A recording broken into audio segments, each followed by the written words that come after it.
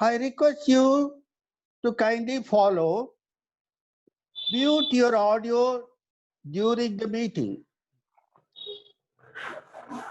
Please keep your video on, but mute your video on as and when you are moving out. Post your questions in the chat window with your contact number and email ID. Your query will be responded during or after meeting. Kindly rename yourself in the participant box, mentioning whether you are a Toastmaster or a guest and your city and country. If you are a Toastmaster, you may also mention your club name, city, and country. Kindly note, the speakers and role takers at the meeting shall refrain from speaking on religion, politics, and sex. Please join me in welcoming our beloved President, a great orator, an actor, a marathon runner, and a yoga practitioner. With your applaud, let us welcome the one and only DTM, Milind Kulapkar. Join your hands and applaud. Milind Kulapkar.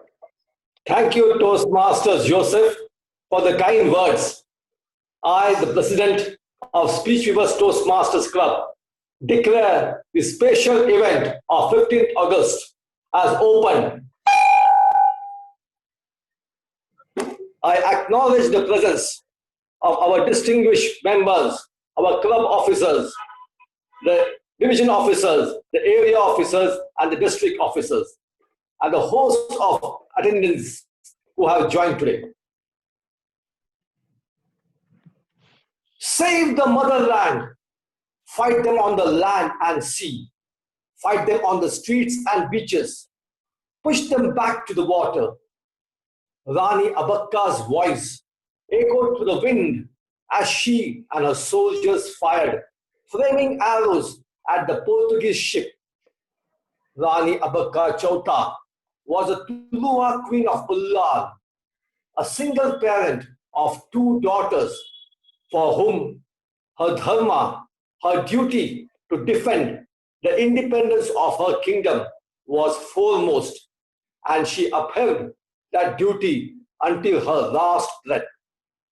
For me, the land of dharma, the land of duty, land is our motherland. Our sisters, daughters take their duty as their dharma to their heart. Rani Abakka Chauta, in spite of all her hindrances, obstacles and betrayals of her own people, repulsed the might of Portuguese for over 40 years in the latter half of 16th century. Chauta being a matrilineal dynasty, Princess Abakka from a very young age had been trained in sword fighting, archery, cavalry, military strategy, diplomacy, and all other subjects of statecraft. As such, when Abakka was crowned the Queen of Ullar, she was deeply aware of the threat posed by the Portuguese presence on the coast. She was determined to resist it with all her might. The fiercely independent queen, separated from her husband, King of Mangalore, as he did not follow his dharma, his duty to resist the Portuguese. She returned along with her 2 daughters to Ullar, which is closer to the Mangalore. Ullar's trade flourished under Rani Abakka's able leadership. Portuguese, who by now were accustomed to extracting tributes and taxes from the local rulers, insisted on Rani to pay. Infuriated by Rani's effrontery of refusing to pay taxes and tribute, in 1556, the Portuguese fleet, commanded by Admiral Dom Silveira, attacked Ullar, but he did not succeed. 2 years later, the Portuguese, with a larger force, were able to ransack the settlement of Pular to some extent. However, Rani Abakka's masterful battle tactics and diplomatic strategy helped her to push the Portuguese back. During the next battle, Portuguese army under the General Partito managed to capture the royal palace but could not find the Rani at the dead of night. Like a thundering typhoon, Rani Abakka, along with her 200 loyal soldiers, raided the Portuguese and killed the general and 70 of his soldiers. Such was the ferocity of the attack that remaining Portuguese troops took to their heel, stunned by this debacle. In 1581, in a surprise pre-dawn attack, 3,000 Portuguese troops, supported by armada of battleships under the direct command of the Viceroy of Goa, attacked Ullam. In a fierce counter-offensive of Rani, many of the Portuguese ships were burned to ashes. On that fateful day, in a crossfire, Rani Abakka was wounded, and due to the betrayal of her own people who were bribed by the Portuguese, she was captured by the enemy. Rebellious till the very end, the fearless queen breathed her last in captivity. Her equally fierce and brave daughters continued to defend Tulu Nadu from the Portuguese. Toastmasters, participants, and my guests, the history of Bharat is replete with numerous examples where the women took the mantle to defend their motherland against the external invasion and sacrificed their lives for it. If even today, if we look around within our own family, we do see such Rani Abakkas in each home. Our mothers, our sisters, our daughters, our wives continue to uphold their dharma, their duty, the family value, our culture, our character. For me, this is the idea of Bharat, the idea of independence. Do you agree with me? Toastmasters, this is what I feel is the importance of independence. And this is equally important to womanhood, their dedication. So I today dedicate the 74th anniversary of India's independence, Bharat's independence, to all the human folk across the globe who are dedicating their due to the duty.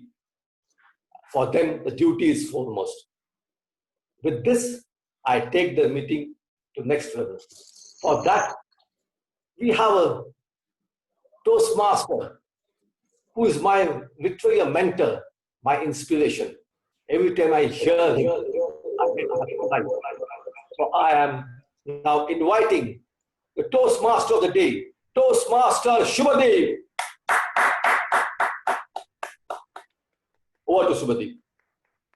Thank you, Milind sir. And first of all, a very good morning, good afternoon, and good evening to every guest, every member, every Toastmaster that has taken time today on this auspicious occasion of Independence Day to join us in this meeting. A big round of applause for each and every person. Now, I know we all are extremely excited to go ahead and see what's in store for us throughout the session.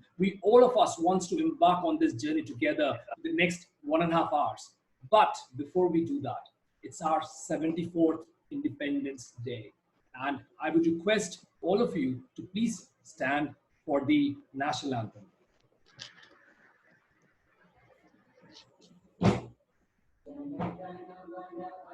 नायक जय हे भारत भागता पंजाब सिंध गुजरात मराठा द्राविड़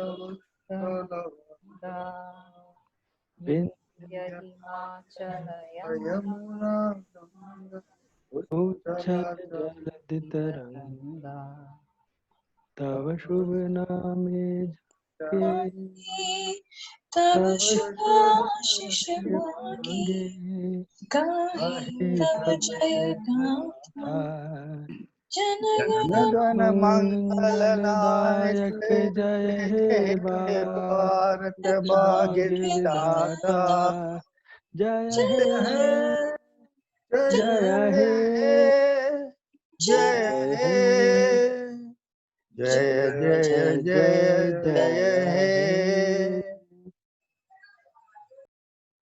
जय हे Wow, that was exciting and that was really thrilling, and we really owe our country a lot of things. Now, I do not want to hold up the meeting too long because all of us, all the esteemed guests, members, are really excited to hear the keynote speeches that we have planned for today. But before we begin with the actual sessions, I just wanted to take a few moments or some time to talk about the contribution that our health industry, our health workers who are there on the front line have taken. The measures that they've taken, they're continuously fighting to keep us afloat, to keep us safe. And amidst this crisis, amidst this monstrosity of COVID-19 or coronavirus, the doctors, the nurses, the hospital staffs, they have been endlessly striving. They have been fighting to keep us safe, to ensure that we are able to overcome and defeat the COVID-19. All of many industries, many health organizations are working towards developing a vaccination. And I'm sure we will definitely come up with a solution. And coming up with a vaccine does take some time. But again, with the advancement of technology, I know it's going to happen. It will happen in a very, very short time period of time. And like our president said today, that the 130 crore Indians that we have in our country, all of us, we need that resolve to fight COVID-19. And when we say resolve, what do we need to do? As a citizen of India, as a respectable and honorable citizen of India, we need to maintain the 6 feet distance. We need to wear masks, and we need to follow any other protocol that has been instructed by the government of India. Because only after that, we will be able to fight against COVID-19. With that being said, first of all, I would like to welcome the very first keynote speaker for today. Let me give a quick introduction about the person. He has been a Toastmaster since 2001. Amazing, that's like 19 years. And he has been the person who has served in various capacities like club officer, area governor, district director, club growth director, program coordinator director, and just completed the term as D92 district director. In his words, it was his proudest moment when he was chosen as our country's flag bearer for 3,000 in an audience of 3,000 plus Toastmasters in the International Convention in August 2019. Not less of an honor than a sportsman who leads a contingent at an Olympic stage. Friends, let's welcome District 92 Immediate Past Director, DTM Kumar Bansal, or fondly likes to be called as Raj, whose motto is to do more, to be more, on his session about Toastmasters and how that can help a person professionally. Welcome, DTM Kumar Bansal. Thank you so much for that wonderful word, Shubhadeep.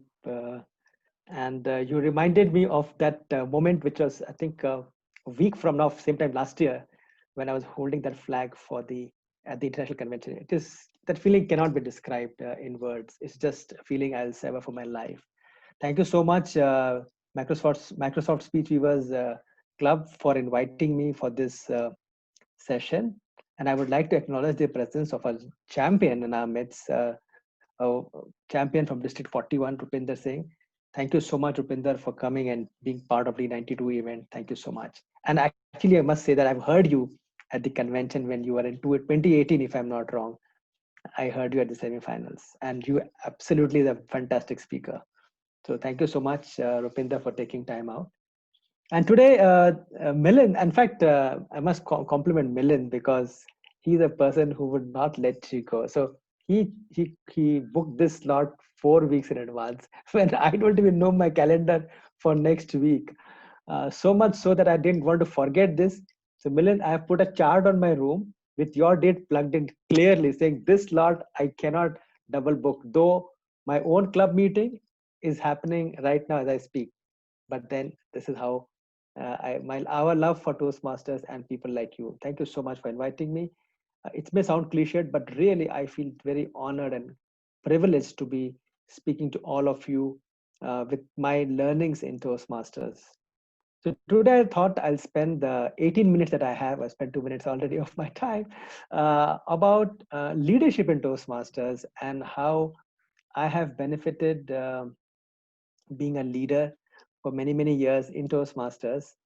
And I would share 5 nuggets of my learning and see if it resonates with you and makes sense to you. Peppered with some examples in Toastmasters and outside, if it connects with you. So I will just share these 5 things. And let me begin by saying that for all these years in Toastmasters of 19 years, and in my company, which is Infosys, I never thought I'm a leadership material. I wanted to be head of something, but I never believed that I can do that role of a leader, heading an organization, heading a function for that matter. And the earliest memory I have is when in my apartment I was elected as one of the office bearers. Somebody proposed my name to become president of the association. I said, no, I can't be president. I can't lead people. There are 1,000 flats out here, and I developed cold feet. And though they were proposing me to become president, I denied that I can't become president. I don't think I can. And so much so it happened the next day when the people names were proposed, I didn't even become a treasurer. So that's how that I had very low self-belief in doing something of this nature. And my first nugget to all of you is that if you believe you can, you can. And that belief came from Toastmasters when I took the role of area governor, division director. I started realizing that it's all in the mind that you can't do things. So when I came for the trio role, people said it is very difficult. You will find challenges. There's so much of politics in it, which you will not like it, and it would lead the entire district. And believe me, Toastmasters is one platform we get where we are allowed to fail. And the only thing which was in mind is what worse can happen? I can just fail. So when I became a club group director, I did a fantastic job. I chartered some 45, 46 clubs. And that helped me to become a program quality director.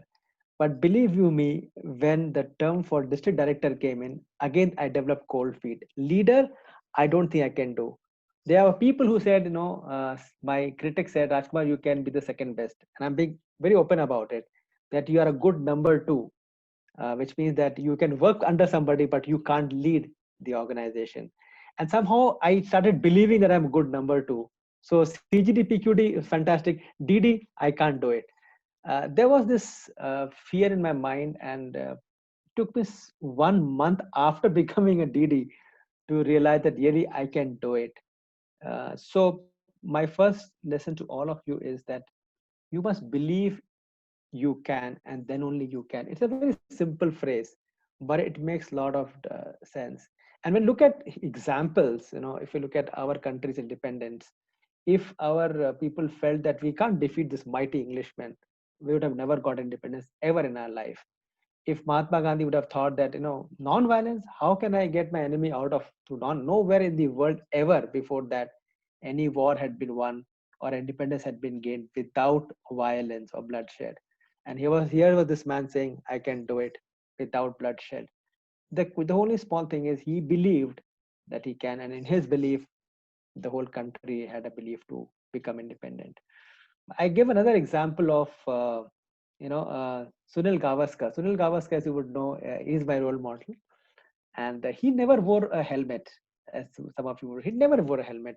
And he faced the fastest of the West Indian bowlers in his time without wearing a helmet.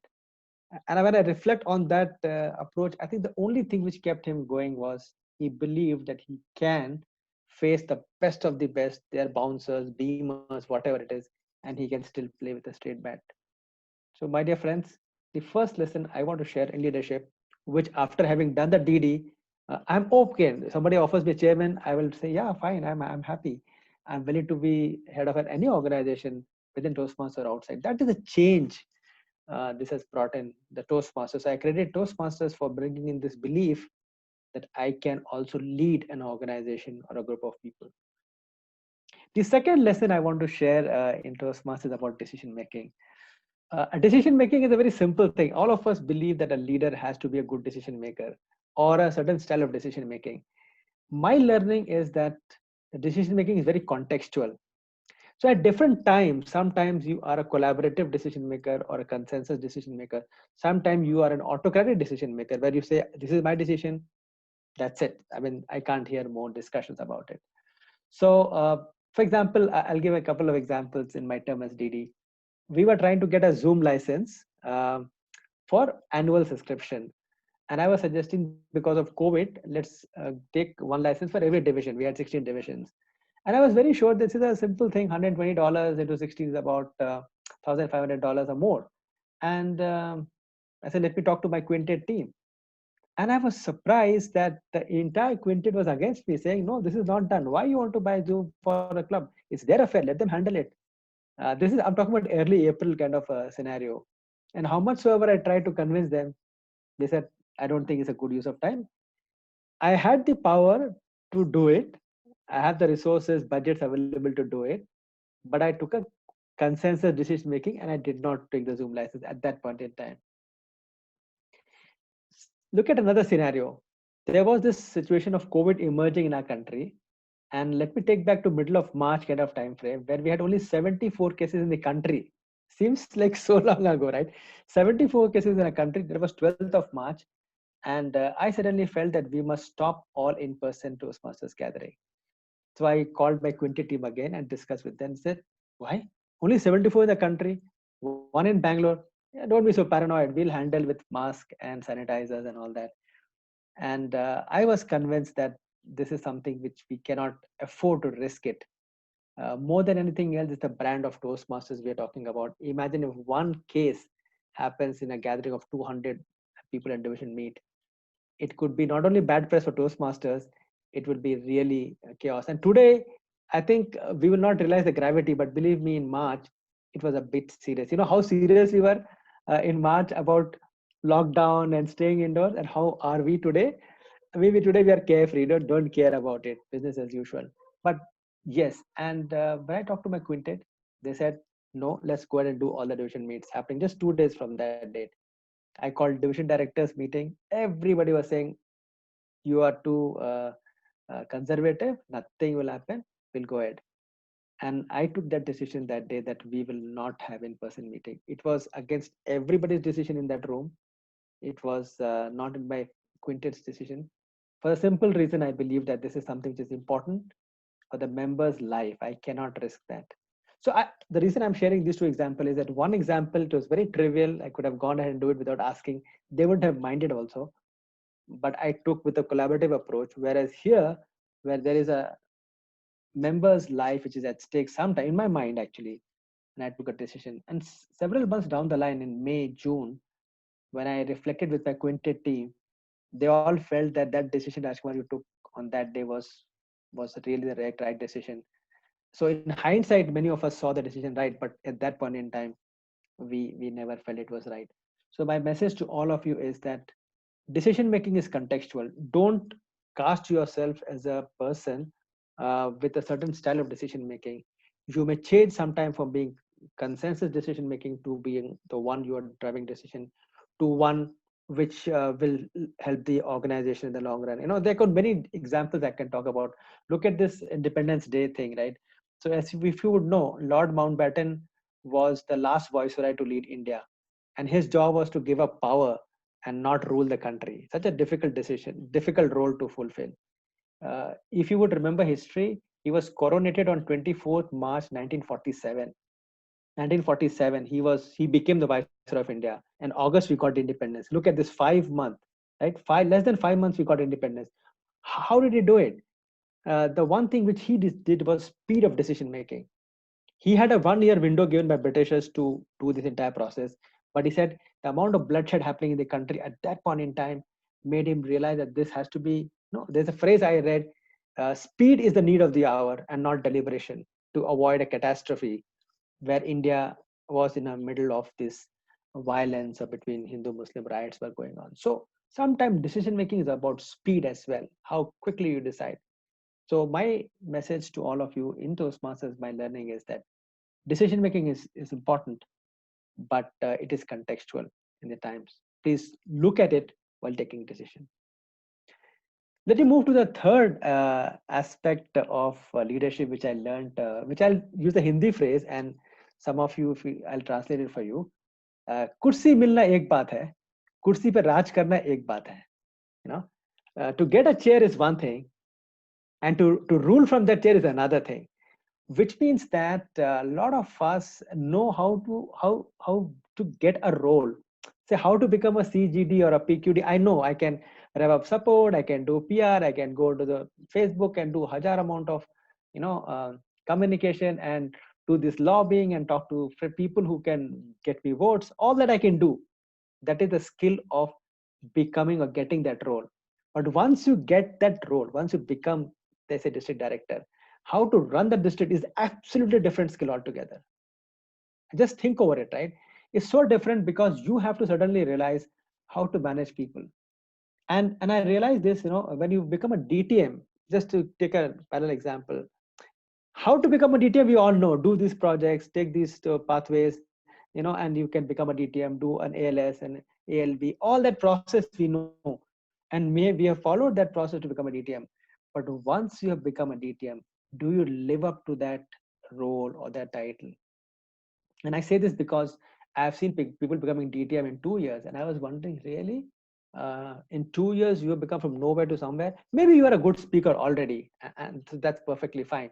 But sometimes I've seen that people have become DTMs, but when you hear them, you said, "Have you become a DTM?" So we become, or we get that role, or we get that title, but to live up the title is completely different. So my submission to all of you in this club and outside is, when you take up a role, before you take up the role, understand what the role demands. If you are a president of the club or a VPPR, understand the role, what it demands, and live up to that role. Because if you do that, I'm very, very sure that you will grow up the ladder. So that's my third learning, that don't go for the kursi, but see how you can run the show with that title. And in my role as district director, I always used to say in my speeches that in a game of chess, after the game is over, the king and the pawn go in the same box. So I never took the title to my head, because today, for example, I'm an IPDD. People may call me, may not call me. And after 1 year, I'll be just another member. I can't command and demand a speech slot or a session. I can just sitting in an audience like any one of you. So as long as we understand that, I think our performance will be very, very different. So this is the third one. I just wanted to share that. And let me go to the fourth lesson. And this is another interesting dialogue I'll give you, maybe, or something which I believe in, is do you want to become a side actor in a blockbuster movie, or do you want to become a hero of a flop movie?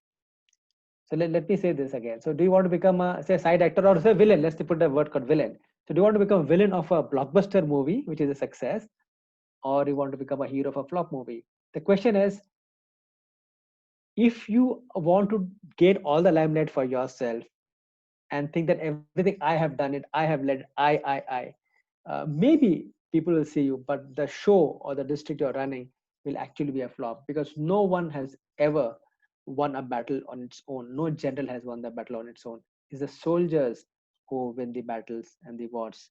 So if you want to become, try to become a hero, and you are the start and end of it, more often than not, you will fail. But if you wear the hat of a soldier in a team, you are also one of the players. you will be remembered. If you look at Sholay, we all know, we must have seen Sholay, right? Every character, even A.K. Hangal's character, or the heroine's character, a Basanti, or a Samba, or a Kalia, small role, maybe 10, 15 minutes, but we still remember Tera Kya Hoga Kalia. So the point is a small role. Let's take a movie called Three Idiots. Small role, right? Chatur, or that Amir Khan's role, or his friend's role, or even Karina's role, or Karina's sister's role. No, every single role, even that guy who serves tea in that canteen, his small role, right? We all remember. The point is, if the movie is a success, every role becomes memorable. And that is where, as a leader, we must try to look at that. Am I trying to be showing me as a leader, or I'm trying to make the organization the number one? And in my journey of last 12 months as district director, this has been the cornerstone of my thinking that, and in one of the district officers meet, I mentioned this, that no movie is successful if there is no villain. Can there be heroes if there are no villain? Right? So there has to be somebody as a villain, and I'm okay to be a villain as long as you become heroes. So I'm okay to be. You can badmouth me. You can say, Rajkumar, you are too strict. You're too demanding. I'm fine with that, thinking that I'm the villain in this team, because then you will look as heroes. And when we ended the term last year, we were the top 7 districts in the world with medley distinguished district out of 120 districts. And this is in COVID times. When I top 7, we were number 4, and number 4 with 299 clubs. The first 3, we had 20 clubs in a district, or 50 clubs in a district, or 70 clubs in a district. And we were talking about 299 clubs, 10 times another district. So the thing is, we could achieve all this milestone because we felt we will go together. And only one thing I'm proud of it is that we never had a single conflict, touch wood, in our entire 1 year. And as Rupinder, you would know, and many of you would know, that in Toastmaster space, a lot of conflicts do happen because of personalities and thought process. There's no hierarchy, so everybody is an equal for that matter, right? So my 4th lesson is that try to be a villain or a side actor in a blockbuster movie, contributing to the success rather than trying to be the hero of a movie which becomes a flop. Nobody remembers Savaria, a movie, flop movie. Do you remember Savaria? Who was there? Ranbir Kapoor, maybe Sonam Kapoor. Beyond that, we don't remember anyone. But we Sholay, 3 Idiots, any such movie we all remember. I'll go to the last one, which is all about man management. Leadership is all about managing people in your team.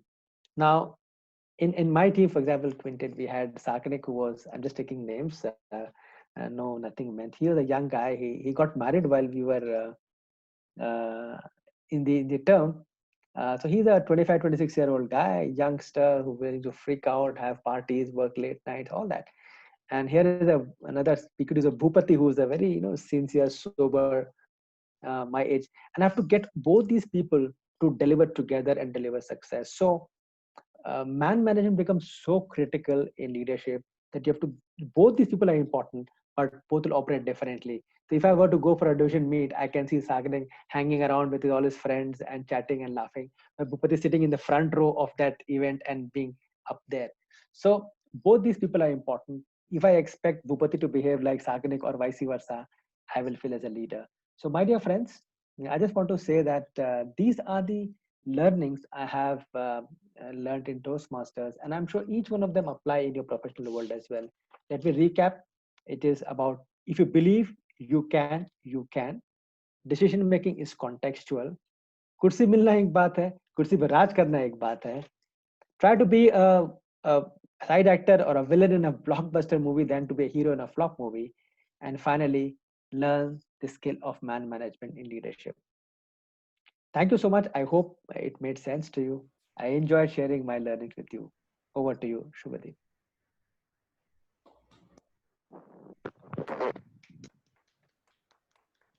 Wow. Wasn't that inspiring?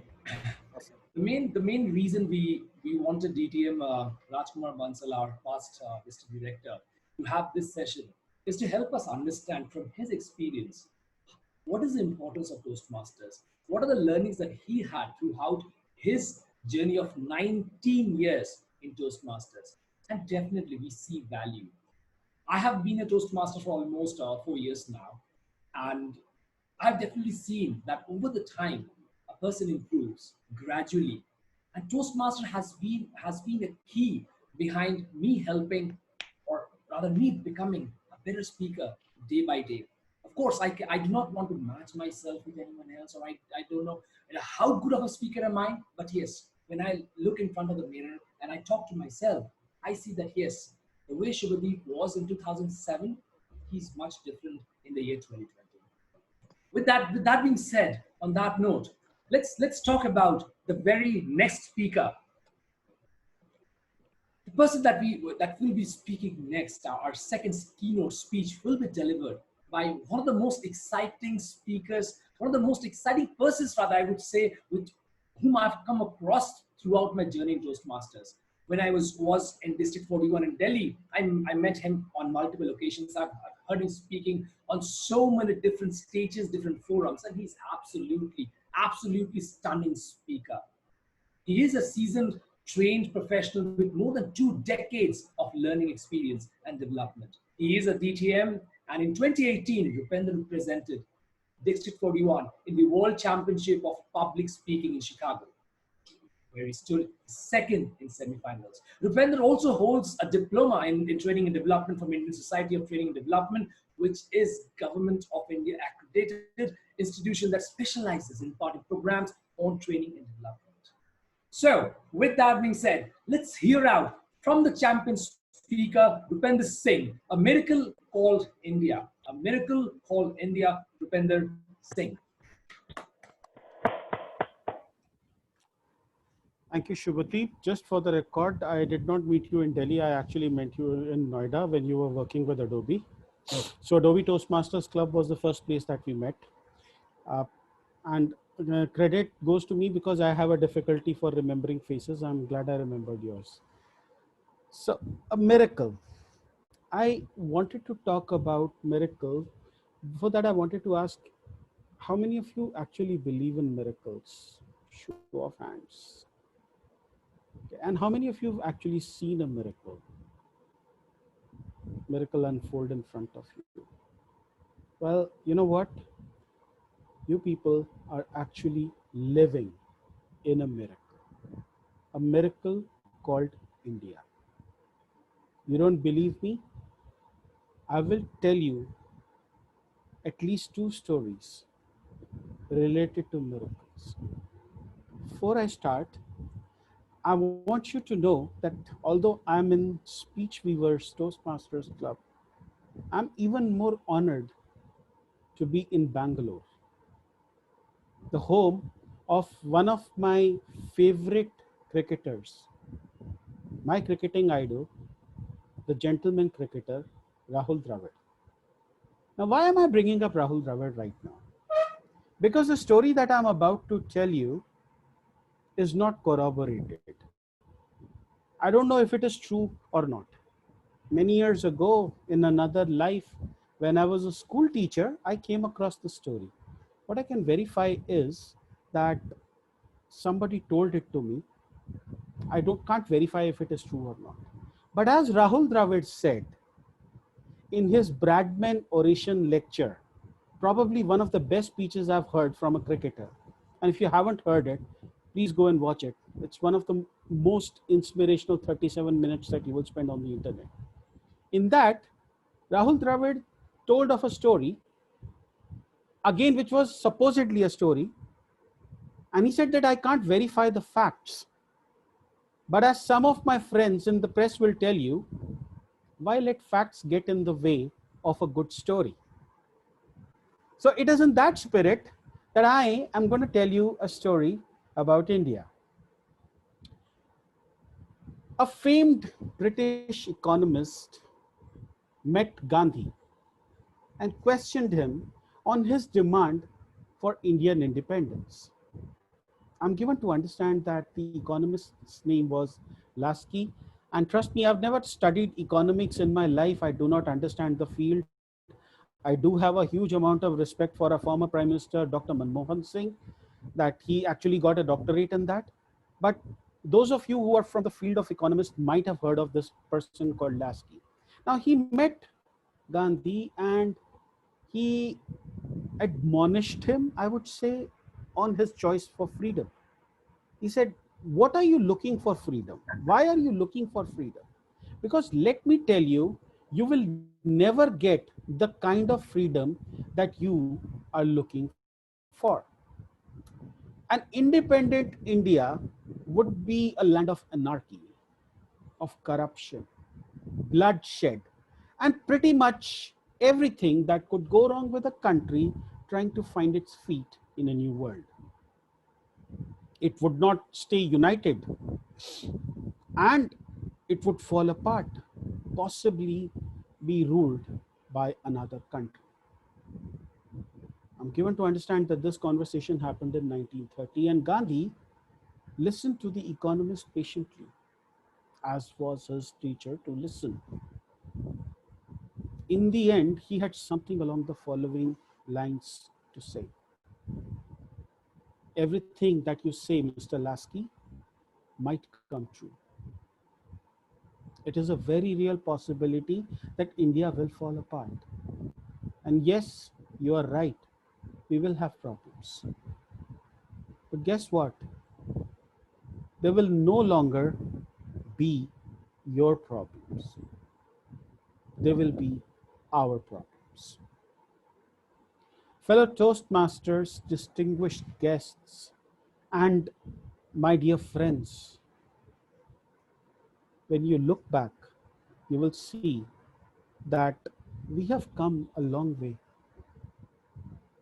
and we have thrived and not just survived as a democracy. Yes, we have had our troubles. Yes, we have gone wrong in certain ways. But if you look back, for a country that was supposed to disintegrate, I would say we have done very well. When you look around our neighborhood, you will see that not many countries are necessarily epitomes of democratic values. And yet we find a way to thrive and not just survive as a democracy. We have to understand that we are a democracy for only 70 years or so, 70, 75 years.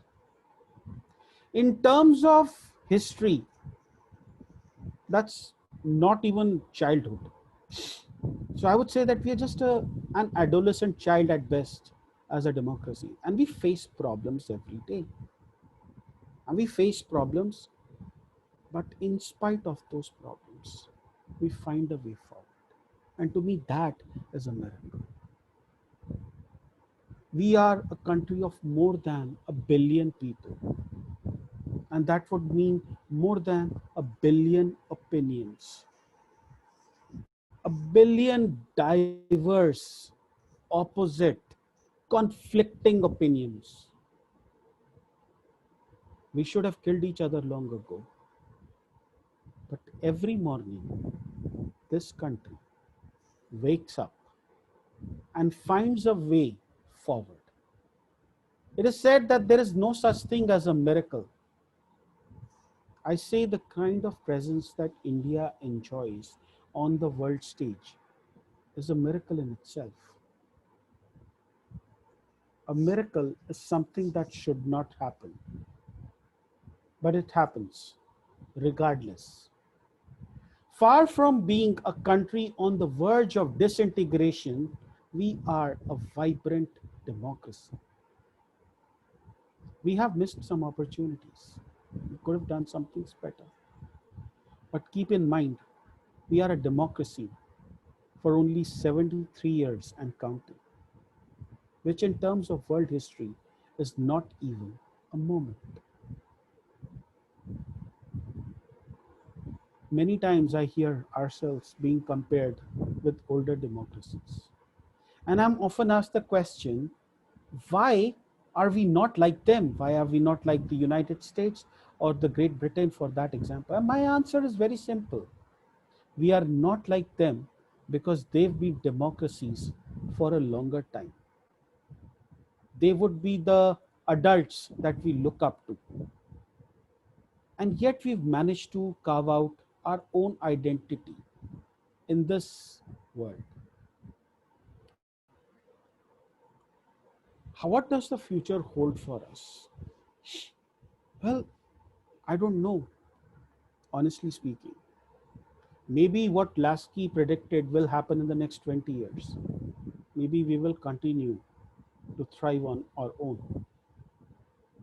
But one thing that I do know is that if we, as human beings, as Indians, can find a common resolve to work for the betterment of this country, there is no way that this country is in danger. I have seen this country come together so many times, and not necessarily in times of crisis. I don't know how many of you were even born when India won its first Cricket World Cup. And Kumar Bansal sir will be able to relate to this. India got out for 183. And we were happy taking home the second place. We were not even expected to be there. But guess what? A miracle happened. We won the World Cup. Then again in 2007, we had no business winning the T20 World Cup. A totally new captain, a totally new team. At best, we would have made it to the semi-finals round. But guess what? We won yet again. And then again, a miracle repeated itself in 2011. You know what was the unifying thread in all of these three events? You saw people from all over India representing their country coming together as one. There is an incident in the Kargil War of 1996 where a battalion that was from North India lost its way, was picked up by a Naga and told to go and take out insurgents on the top of a hill. For probably the first time in history, a Sikh and a Naga were fighting alongside. The rest, as we know, is history. That is when we came together. Point I'm trying to make is that there are many reasons for us to stay apart. I want you to find one reason to stay together. Today, as I speak on this exalted stage of Toastmasters, I think we as Toastmasters have got a lot to contribute in that.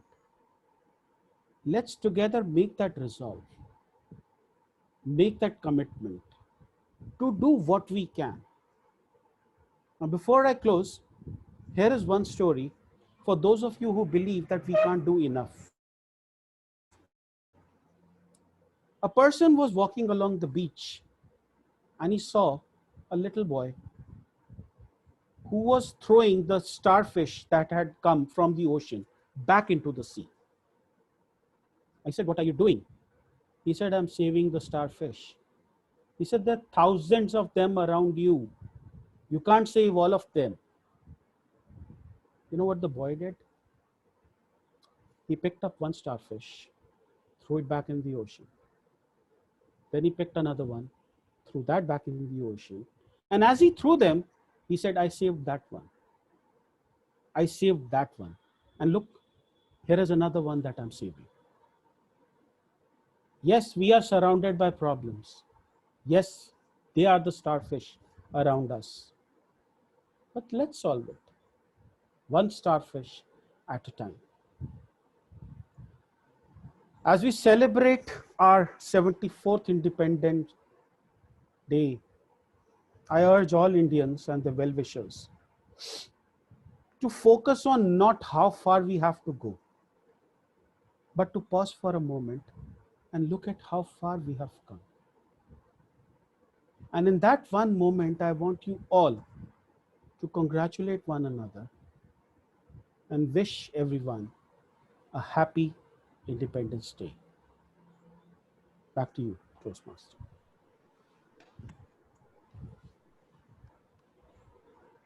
Wow, that was really, really inspiring, and definitely we loved the the enthusiasm first of all, and that was really, yes, got to know a lot of things, and yeah, that was really different. It was way different than the speeches I generally hear from you. But yeah, it was really, really inspiring. Thank you for this. I really appreciate that. Now, moving to the next section that we have planned in for today. It's really interesting. And to take us through that session, we will have the VP Ed of our club. Along with that, she's also the area director. Her name is Deepa, and she will walk us through. She will take a session on a quick Q&A. So when I say Q&A, that will be a question and answer round wherein you can ask your questions to, of course, the two keynote speakers that we have today. And apart from that, we also have various leaders from Toastmasters. So prepare your questions and feel free to ask them, and Deepa will be coordinating that session. So over to you, Deepa. Thank you, Toastmaster Shubhadeep. And here I am moderating the Q&A round, and we have a bunch of questions already which have pooled inside for Rajkumar Bansal and Rupinder Singh. So I'll just start with the first question. The first question comes from Vandana, and she asked Toastmaster DTM Rajkumar Bansal, what are some of the leadership challenges to keep members motivated in an online format? What are your thoughts on this? That's a very good challenge, a very good question as well. In the online format, we get bogged down with a mindset that online format is not a form of public speaking, but the thing is, it is a form of public speaking, because today in the organization which I am part of, and many of the companies you are part of, the only way we are communicating is through online, sitting in their houses. So when the quarterly results are announced, the CEO is at his own house to give the results to the world at large. And that's a new normal, new reality. So we have to master this aspect of public speaking as well. And the challenge is people are not able to understand that this form of public speaking is also an art which has to be learned. Even the world champion of public speaking this year will be delivered through this channel. And if you're a world champion, you should be able to adapt any form of communication and win an audience. So the challenge I see, and my advice to them is that embrace this form of public speaking online model as another learning is part of a repertoire. It'll help you.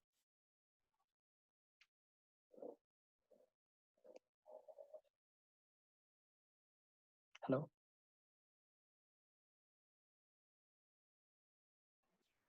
Deepa, you're on mute.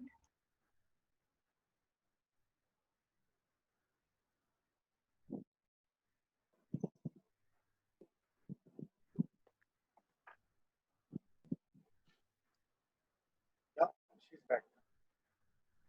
I'm sorry, I had a internet unstable thing going on. So thank you, Toastmaster Rajkumar Bansal. I always forget it's DTM Bansal. Thank you for that answer. Raj is fine. You can call me Raj, that is fine. Okay. Okay, Raj, now I have a question for you. So you've been a Toastmaster for 19 long years. And as I experienced Toastmasters for 2.5 years, there have been phases where I've been very motivated, and there are phases where motivation was waxing and waning. So what kept you motivated throughout these years? What was that high time when you really thought, I'm going to lead these teams, I'm going to aim for higher leadership positions? What kept you going? I think whether it's Toastmaster or any professional world you are in, there'll always be highs and lows. There'll be like a sine wave. It'll go up and come down. The only thing is, if it goes down, it'll come up again. That is the belief. And what kept me going personally is that, and I have this phrase which I've often said, that you join Toastmasters to gain something to yourself, to become a better speaker, better leader, whatever. But you stay in Toastmasters to give back to the program. And what kept me going is that if I've learned so much, if I've gained so much, it is my duty and responsibility to give it back to people who want it. And that philosophy of giving back is what has kept me going in Toastmaster for so many years. And I think there is no end to giving up, giving back. I cannot give up because I have to give back to what I've learned. So that is my motivation. Some of the high times I shared about carrying the international flag. Also the high time is my conversation with the international president. I met him in Cafe Coffee Day at Bangalore.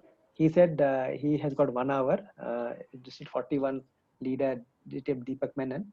And he said he had 1 hour and he spent 4 hours. If I can hold the attention of a leader for 4 hours in a Cafe Coffee Day one-on-one, it means that I was something exciting to talk about. So that's some of the high points of my career on Toastmaster.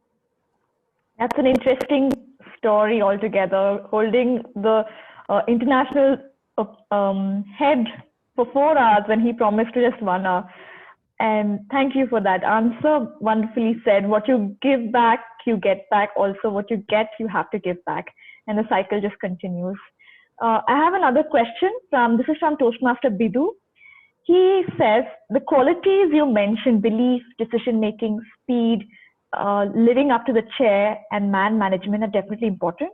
How much importance will you put on external environment in developing these in an individual? And how much of it is on the individual's work? So how much is the environment and how much is the individual's hard work? No, I think my belief is you are what you put in your efforts. If in the same environment, others can flourish, why can't you? To support you only. In the same school, there are children who do very well, and same school, same teacher, there are children who flounder also. So I personally believe that external environment is just an enigma or an excuse. It's upon you primarily. There'll be enough people who are going to lure you to something. If you have a strong conviction, you will sail through. So my view is, it is you what matters more than the external environment in your success.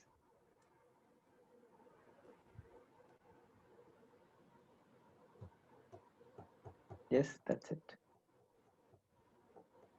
I think we lost the moderator for Q&A. Yeah, okay, sorry. I mean, I want to keep my answers brief. So no, I am there. Okay. I apologize. My internet is still saying unstable, yet I'm trying to continue. And now there's one more question for you from Srinu Babu, who's our new area director. And he says, in a team, oh, Jesus Christ, my goodness. We can hear you, Deepa. Continue. Jesus Christ, my goodness. Yeah, you can continue. You can start with, since it's your question, you can continue the story. You can, yeah, Srinu Babu can ask, yeah. Yeah, Srinu, you can ask the question. Yeah. Hello, Ras, thanks for joining us. I'm back. I'm back. Okay. Srinu is looking so nice. That is nice cut of his beard.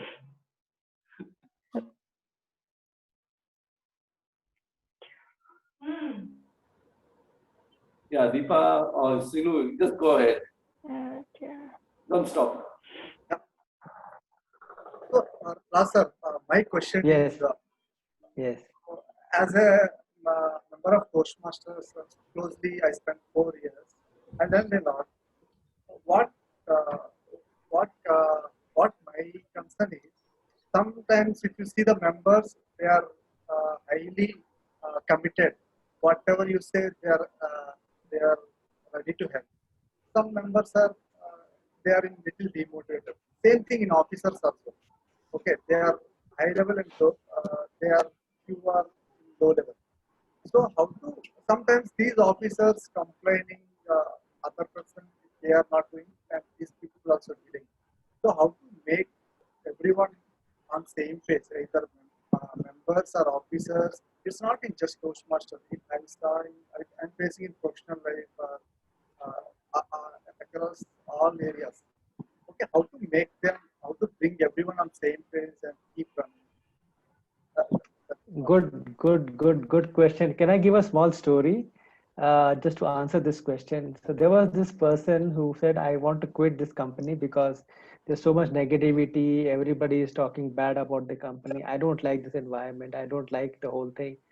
So his boss said, do me a favor, just take a glass of water and go around this building. Only one thing is ensure that the glass of water there's no water spills out of the glass, right? Just do 2 rounds and come and meet me, and then you can go. You can leave the company. So this guy takes a glass of water. He's focused on that, and he takes a glass of water, ensuring that the water doesn't spill. He takes round 1, no water is spilled. He takes round 2, no water is spilled, and he's very happy. And he comes to the manager and says, "Now can I go?" The manager asks him this one question. So did you hear anybody talking bad about the company? He said no. So did you hear anybody talking about that, these managers are not good, salary is not good? No. Why? Because you are focused on your work, your glass of water. And that is the reason, Shinu, that, if you focus on the noises around you of people who are talking ill or the noises or demotivation, you will get demotivated. You focus on the work which you are supposed to do in your own work. Believe me, you will never crib about the situation. If you are not liking your own work, that's a different story altogether. But the environment is something you should never get distracted about it. In Toastmaster, there'll be plenty of people who will just come or don't come for the meeting. Doesn't matter. Are you coming for the meeting? Are you taking projects? Are you taking roles? That's what matters. And if you do that, believe me, Shini Babu, you will rise the distance and become a leader which you are in. I was part of this club which I am part of. There were only 7 members in the club. From that, I could have closed the club. I would have closed my Toastmasters journey altogether. But look at it. I stayed with the club and for 19 years. And today I'm a district director, a past district director. So just focus on yourself and you will get the answer. Thank you. I'm back again. I think my Bluetooth speaker was the culprit over here, making my internet unstable. I just removed it. Now the focus is going to shift to the next keynote speaker, Rupinder Singh. Thank you. So I have a bunch of questions for you. And the first question I will take from Nimisha Singla, who says, in an online meeting, what gestures and positions do you suggest is ideal? Because you're a great speaker. You're there in the international level. She's focused more on speeches and what she can incorporate. And she says she's been struggling between different suggestions. So how would you take gestures and positions, and what is ideal for online speeches? How do you incorporate? Okay, I'll tell it to you in a totally unrelated way, Nimisha. Look at yourself when you're having a normal conversation with your friends or with your family or anyone, because that is where you will see your most natural gestures come out. That is where you will see your hands come and do the talking. You get very animated, you get angry if you want to, you get happy when you have to. Look at that, note what are your gestures at that time. And the secret is that you have to bring that on the stage, whether it is a virtual stage, whether it is a physical stage. If you can bring that, it will automatically become natural. But if you're trying to do it deliberately, it will show. 100% it is going to show. If you're going to tell yourself that, okay, at this point, I'm going to move to this side of the screen, and at this point, I'm going to talk from this side of the screen, it will not work.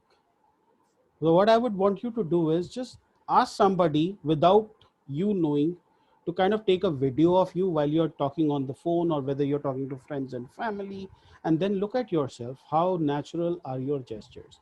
And that is what you have to bring on stage. I hope that helps. Yes, thank you. And your second question comes from myself.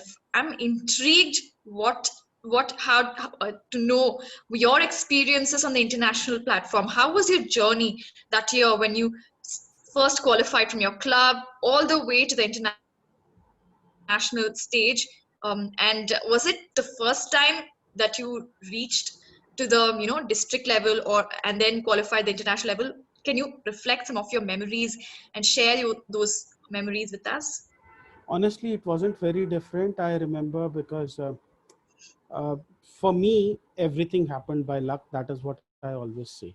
So I remember a time when I applied for a US visa. I was supposed to go to the United States, and I got rejected for the first time. And I didn't know what to do now. And so when I applied for the second time, I got selected. And that when that visa officer said, "Sir, your visa is granted, your visa is approved," the first words out of my mouth was, "Are you sure?" Okay.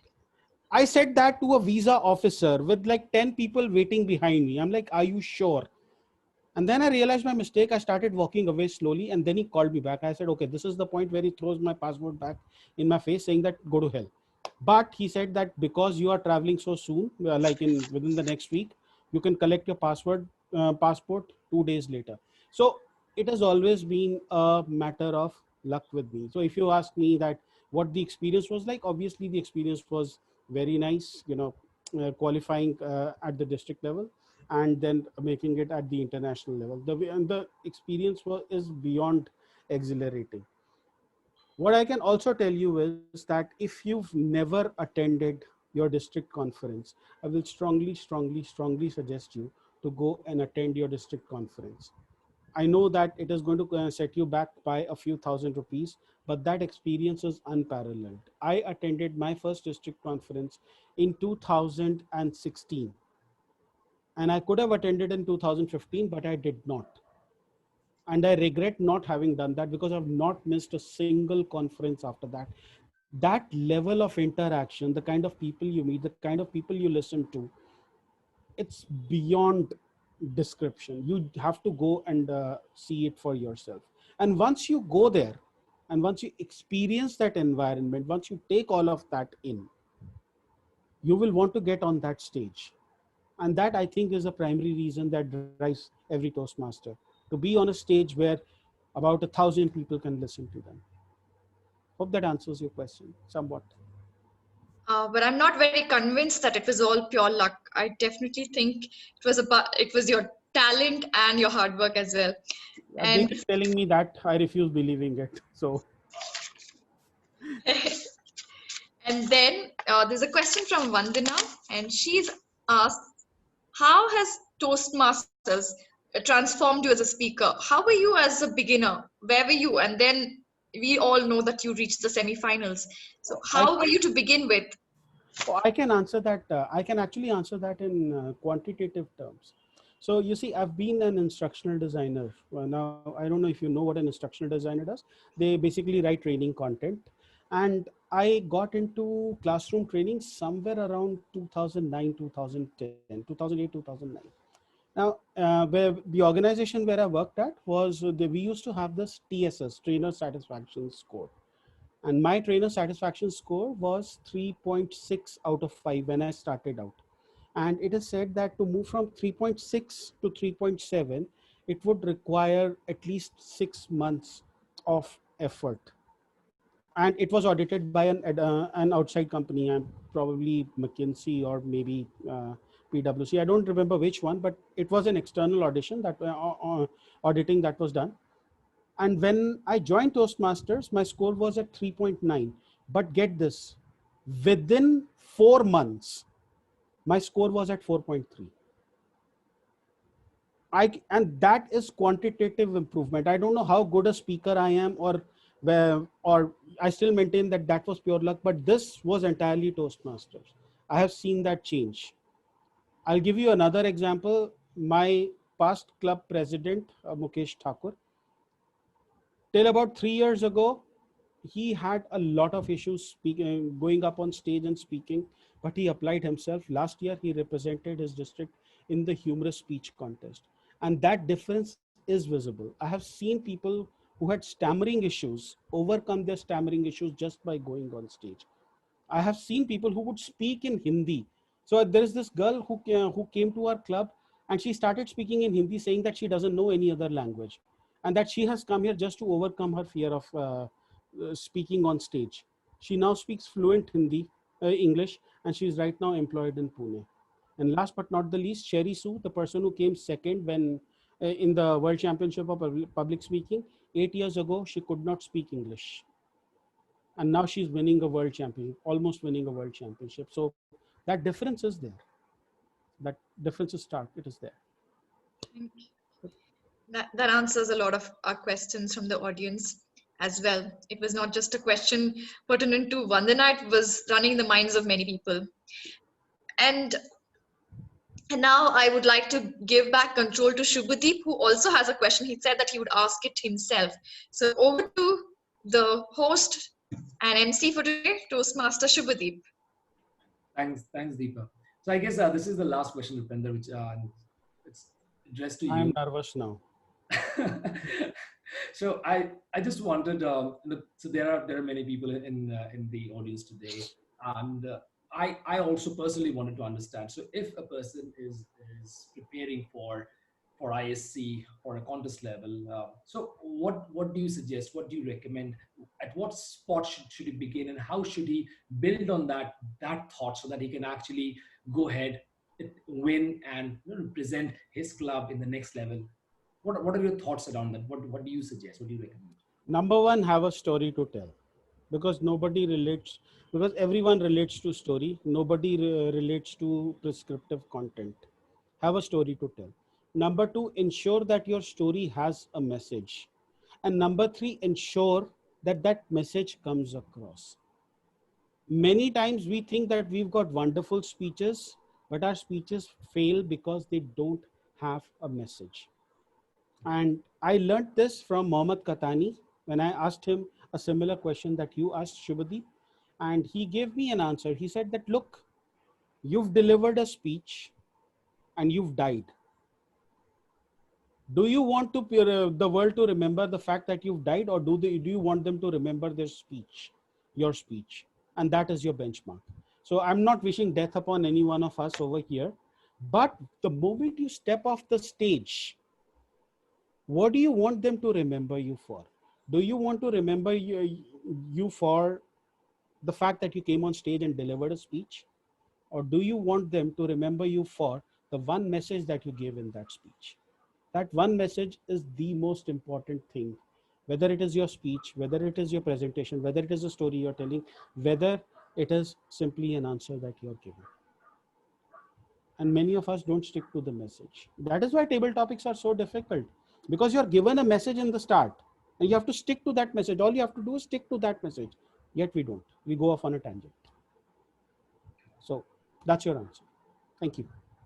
Wonderful. So big round of applause for both the speakers today. And it was really, really wonderful. Wouldn't everyone agree? Show of hands. You can unmute once and have a big round of applause for everyone.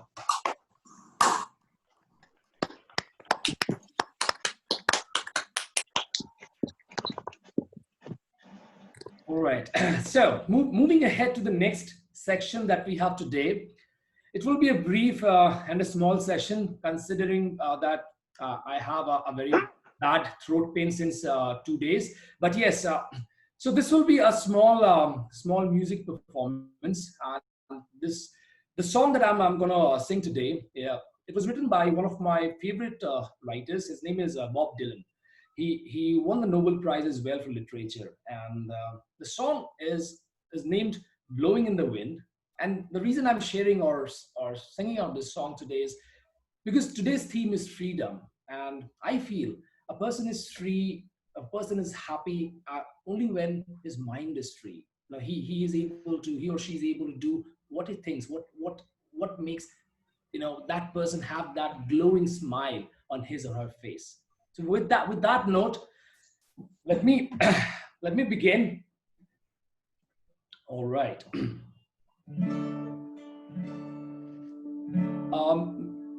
Milind sir, can you tell me if I'm audible properly?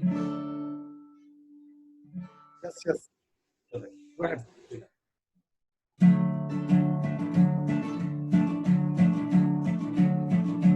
How many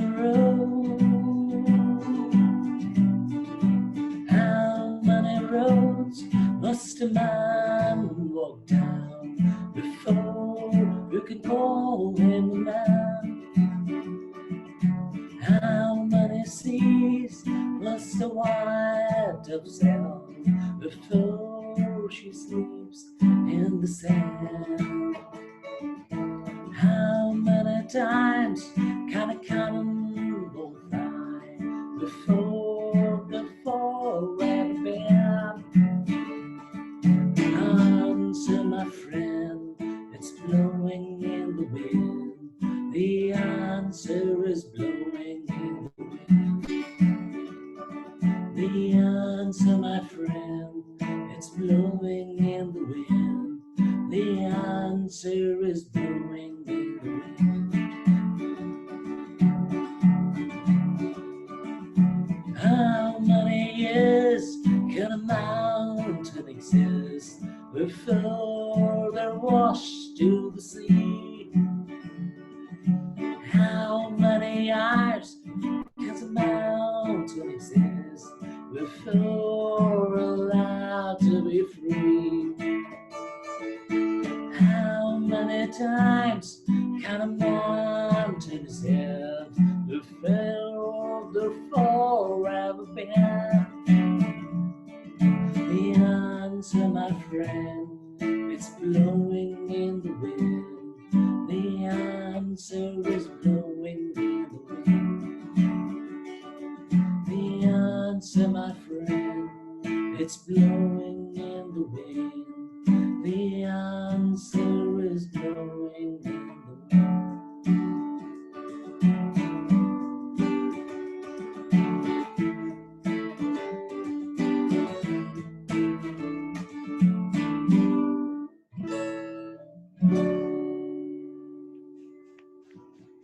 Thank you everyone for your time. that was a little short, but yes, I just wanted to present that on the context of freedom.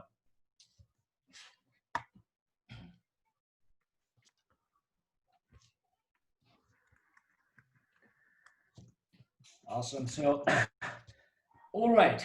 Now, moving ahead in the sessions planned for today, I know we already had two wonderful keynote speeches. Then we had the exciting Q&A session. Now, moving ahead, one of the most interesting and the most, I would say, thrilling part of any Toastmaster meeting is table topics. And really, that really makes me nervous.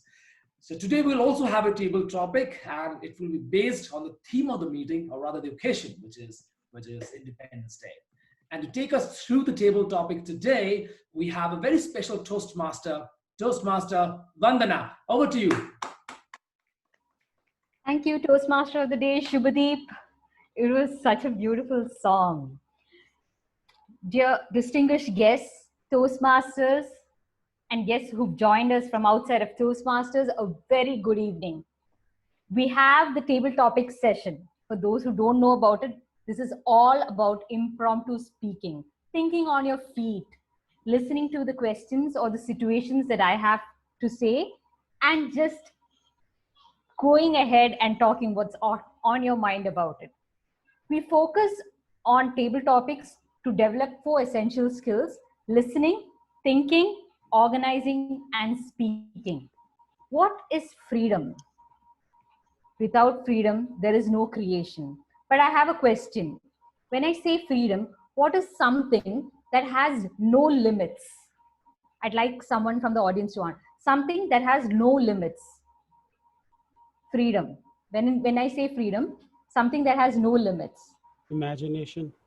Exactly. And that came from the champion speaker, Rupinder sir. Freedom is something that you should not limit yourself in your mind. Your mind has the ability to go beyond the limits you set for yourself. So here I am with some topics for everyone to spin a small tale on. It does not have to be from your real life. You can make it up. So I'd like to call some volunteers, but before that, I'd like to quickly talk about the time limits. You need to talk for at least a minute to qualify, and you will be shown the green card at 1 minute. At 1 minute 50 seconds, you will be shown at 30 seconds. 1 minute 30 seconds, you will be shown the amber card, and at 2 minutes, you will be shown the red card. You have another 30 seconds as grace period. So who would like to volunteer first? Mohammed from Bahrain. Yes. Great. Yes. Thank you. So you're off to work, left your phone at home. Mohammed, off to work, left your phone at home. Off to work, left your phone at home. Toastmaster Mohammed. Thank you so much, Table Topic Master and the executives and fellow Toastmasters and guests. Thank you for giving an opportunity to have a table topic. I really like it, this topic which has shared by DTM. Normally, if I will go office, I will I will try to answer the phone, getting the calls, busy in the office, starting with the work and day-to-day life which we are dealing every time. So now, right now, everyone is doing work from home, which is like more than the normal office hour work. In office, we have limited time, so we spend over there and it will be fine for us. So when we coming home, so we relax ourselves and we work our family work. But work from home, it's no more work. It's like a 24/7. Sometimes it required more, less, or I believe it is like more productivity as well, because now you need to do something for the office which may you require. It will be much effective, and moreover, who have invented the transformation, the digital. Someone says some technology, so I can say this COVID-19 transform the technology from a digital arena. Thanks for being a guest over here and part of your meeting. And thank you so much. I really enjoyed the question and answers which delivered just now. I wish I will also part of this question. I really like it for all the speakers. They answer very well in a professional way. Thank you so much. Over to you, Table Topic Master. Thank you, Toastmaster Mohammed, all the way from Bahrain. And it takes a bit of courage to go for the first topic, right? So thank you for taking part. I'd like to call someone who actually volunteered. Now, I really appreciate when people volunteer. So Toastmaster Nimisha, are you ready? Yes, I am. Okay. Thank you. You're already at work and you found a frog in your shoe. Toastmaster Nimisha, you're already at work, found a frog in your shoe. Already at work, found a frog in your shoe. Toastmaster Nimisha. Thank you so much, Table Topic Master. While I was in the office, there was a frog in my shoe. I was sitting, my legs crossed on the chair, and then I found when I was going to go to get water, there was a frog in my shoe. What do I do now? I am quite afraid. I was looking to my colleagues whether they can help me out, but they said, no, I will not touch your shoe. It's your duty to do that. And now I am wearing one shoe and the other is in my hand. And I am going towards the lift. I have to cover it so that it doesn't get out of it in the lift or maybe jump on someone else who is standing beside me on the lift, in the lift. I covered that shoe with that paper and then rushed towards the lift area. There everybody is watching me. What is she doing? She has one shoe in on the feet and one shoe in the hand, and I say, oh, there is a frog in my shoe. You have to bear with me. And that is not a simple shoe. That has heels. So you can see, you can imagine the way I'm walking right now. And suddenly I jumped into the lift, press ground floor, swiped my card when I get out of the lift and ran towards the park. And everybody is still looking at me. And what I'm concerned is that I am walking On the left side, I am 5 feet 6 inches. On the right side, I am 5 feet 4 inches. Running towards the park, drop the frog in the park, and then clean that shoe with that same paper which I was covering it with, and wore that shoe, and everybody was looking at me. I simply ignored everyone and moved back to my seat and had my water. Thank you so much. Over to Table Topic Master. Thank you, Toastmaster Nimisha. So I'd also like to add that this is inspired by a real life story. It happened to my friend at work, and halfway through, it's a month end, okay? And at the end of the thing, by afternoon, he realizes the frog is inside his shoe. Imagine. So I'd like to call Toastmaster Jyoti. Are you ready? Hi, Vandana. Great. You wore your shirt backwards and you're already traveling. Okay. Toastmaster Jyoti, wore my shirt backwards, already out. Wore my shirt backwards, already out. Good evening to the Toastmaster of the day, fellow Toastmasters, and many guests like me. I think this is not a very different scenario that wearing your shirt backward. A lot of times, and most of us have faced at least a few times. So that you have worn your shirt backwards and someone is telling you and already you're on the way and you want to reach out to a meeting, or perhaps sometimes you're late and you want to rush to the toilet and change your shirt. So we have really faced situations like this, which is very common. I'll tell you my own incident where I was attending a training. I'm in aviation basically, so I was attending a training session. So I had to deliver a speech on one of the trainings that was taking up. So I was wearing my uniform the other way around. It was 6 in the morning. We started. I woke up really late. I had to push in all my stuff, pull my clothes. I think that was my uniform that I wore the previous day also. So literally didn't have time to even iron or even refresh the uniform. I pulled in my shirt, somehow managed rush to the classroom. And I started. I was also panicking because I had not really prepared.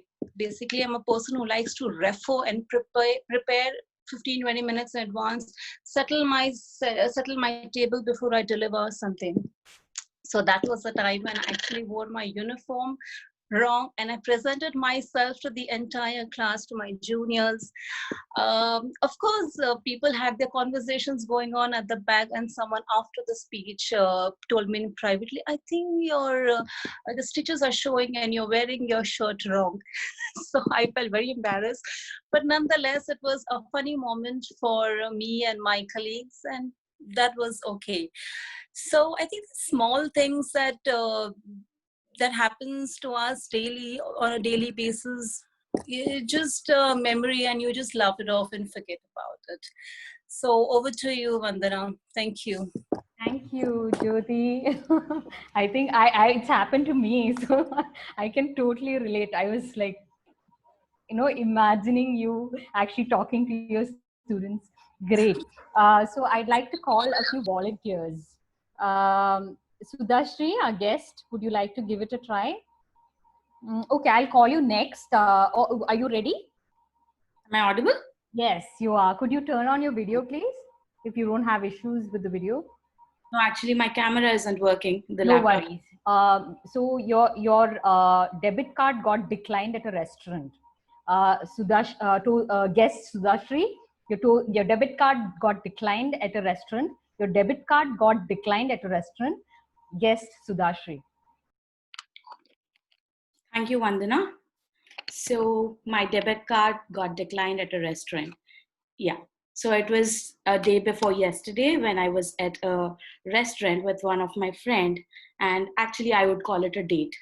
So I was there, and I thought I would be paying the bill.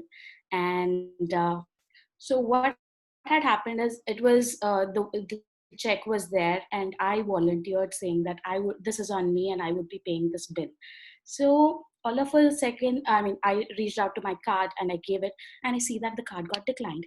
So it was a shocking moment for me. I was like, no, could you please try it again? That's what I said to waiter over there.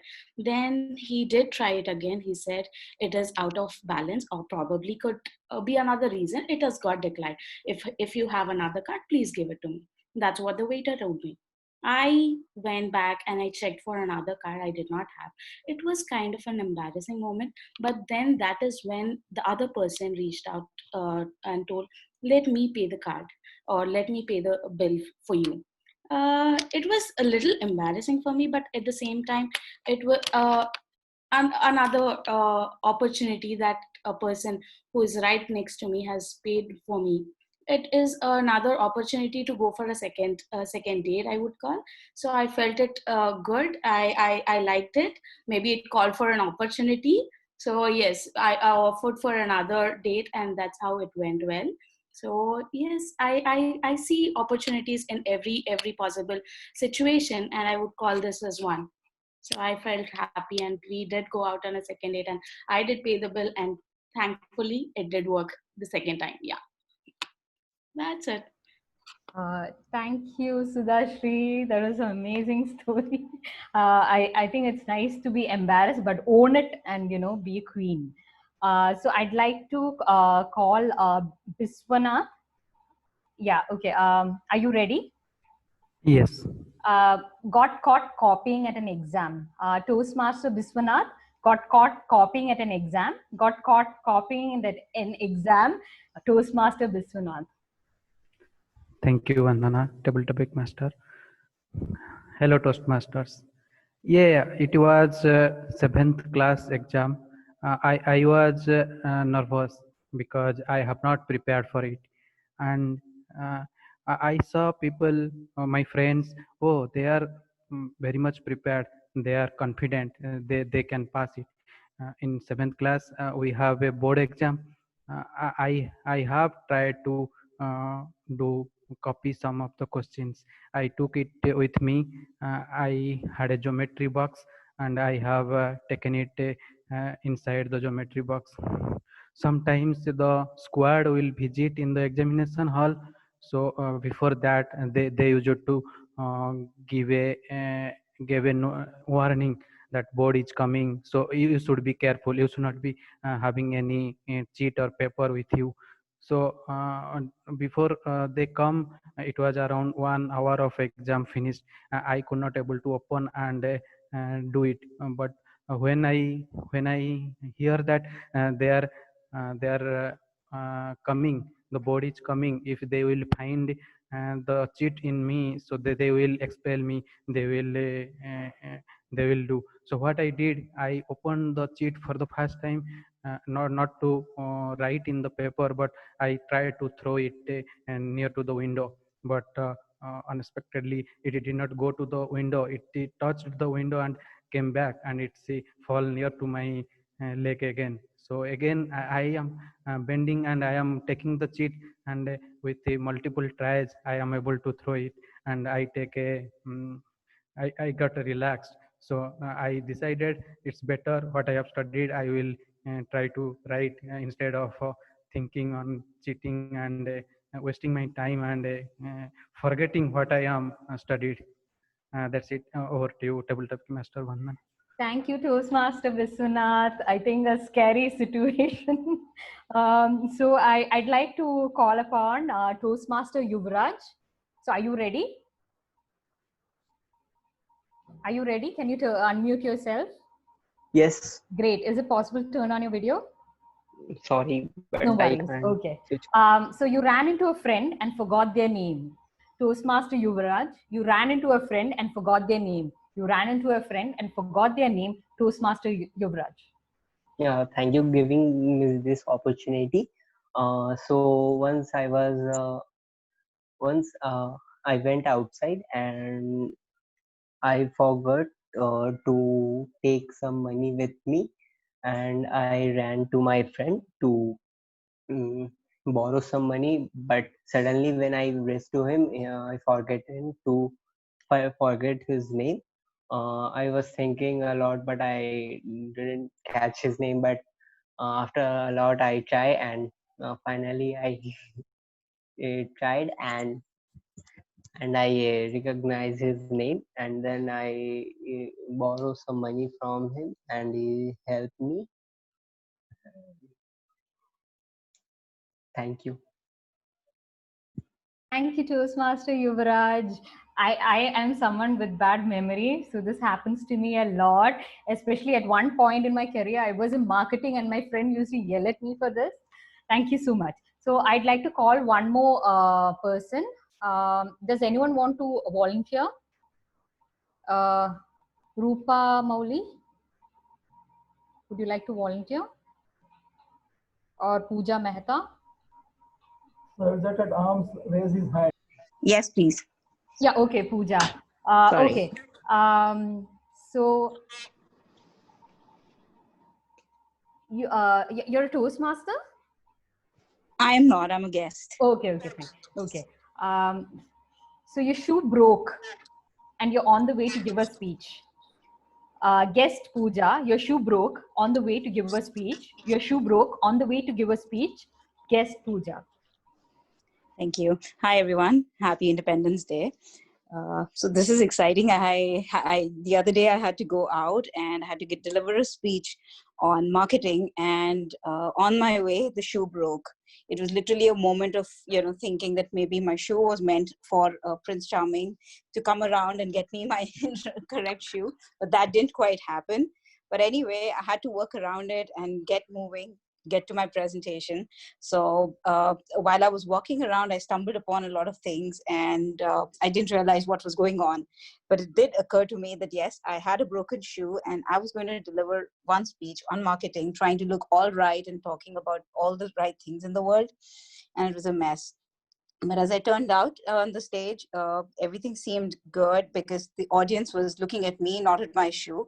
It turned things around, and it gave me the impression that, yes, we keep thinking that life is about, getting everything right, all the clothes right, all the dress wear right. But when things go wrong, it's kind of all right. Sometimes stuff happens, but people don't so much notice the flaw. And you can go ahead and deliver a speech. And that's exactly what I did when I stood there in front of my audience and talked enough and, got my work going.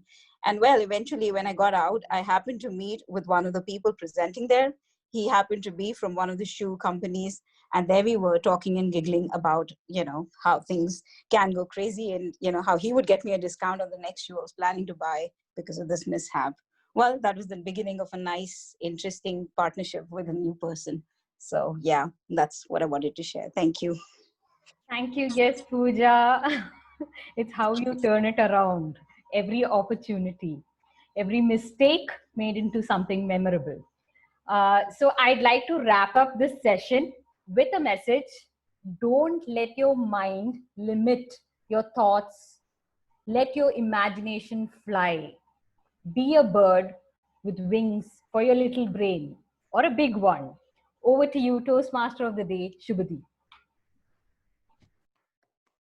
Thank you, Vandana, for the exciting table topic session. And believe it or not, we're almost at the end of the hour, at the end of the sessions that we had. And believe me, this was one of those sessions wherein time really went by real quick. I mean, the keynote speech or the Q&A session or the table topics. Oh my God, we had so many things planned for today, but they just went. It's like my song, Blowing in the Wind. But yes, it went really quick. So to conclude, and before I hand over the stage to our club president, I wanted to thank each and every person that made it to the meeting today, starting with Rupinder Singh, DTM Kumar Bansal, all the role takers, the guests, and various Toastmasters who have joined us from various parts of the world during this 74th Independence Day. So once again, from Speech Weavers Toastmasters Club, I really thank each and every person today, and I look forward to meeting everyone whenever possible in their clubs once the COVID situation is better, or even on online meetings. So with that being said, I would like to hand over the stage to our club president, the very exciting person, Milind, sir.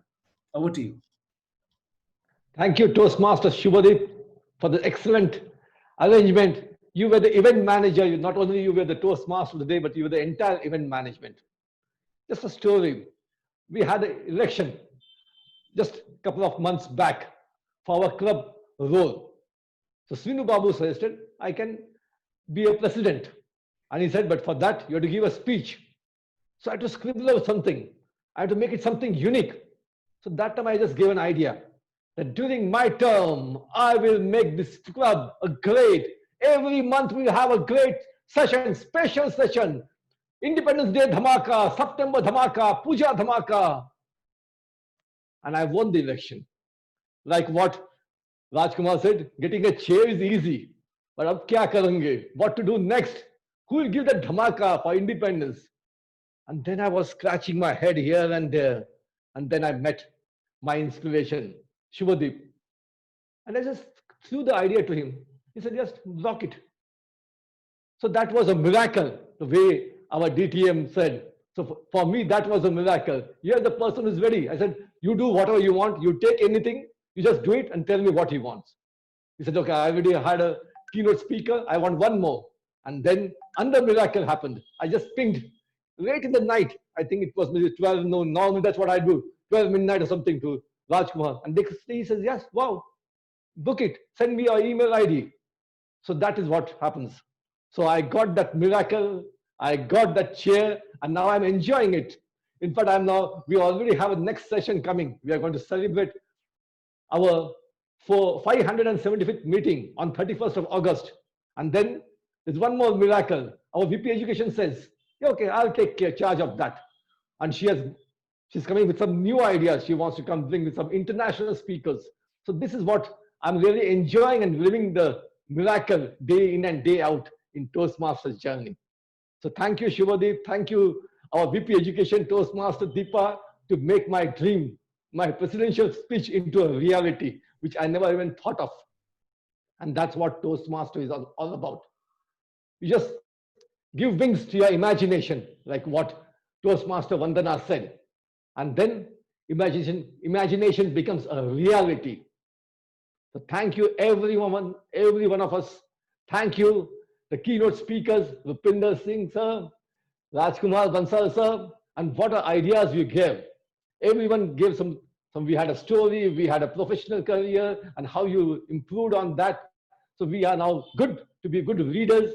We are good to be good storytellers and good communicator. And that's what we need to do, even in this pandemic and even on online. So we have all the tricks in this short span of 90 minutes or something. And we are confident that we will take it forward. Thank you once more.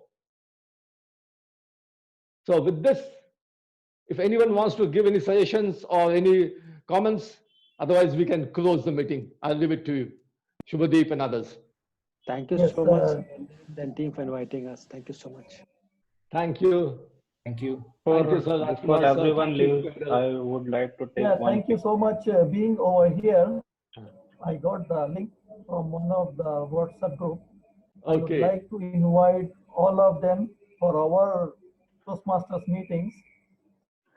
I got President Milan, his number, so I will send him the message. I really want you guys to also join to our club meeting if possible, because our timing will be different. Maybe we are 2.5 hours ahead India and 2.5 hours behind the Bahrain. I really enjoyed the Q&A.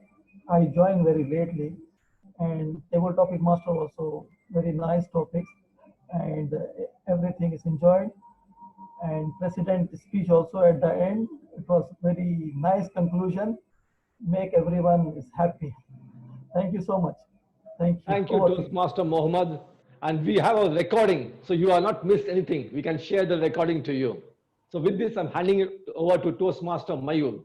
Over to you, Mayur. Thank you, Toastmaster sir. So before I leave, I was Mayur, just hold on. Rupinder Singh sir wants to say something. I am, in addition to a lot of things that Shubhadeep said about me, which may or may not be true. What I really am is the president of a club called Professional Speakers. We meet every Sunday from 4 to 6. And tomorrow I'm giving a speech and I would love for you to be there. So we are a very different kind of a club. We are actually training our people to become professional speakers, accredited speakers, TEDx speakers, and become trainers and everything. So I would love for you people to join our meeting tomorrow. It starts at 4 o'clock. I will share the URL with Shubhadeep and I hope that he shares with every one of you. Thank you very much, Shubhadeep. I see you shaking your head, so I will take that as a yes. Yeah, definitely. Last of the day. So over to Toastmaster Mayur. Thank you, sir. So before everyone leaves, I would like to take pictures. So please turn on your cameras.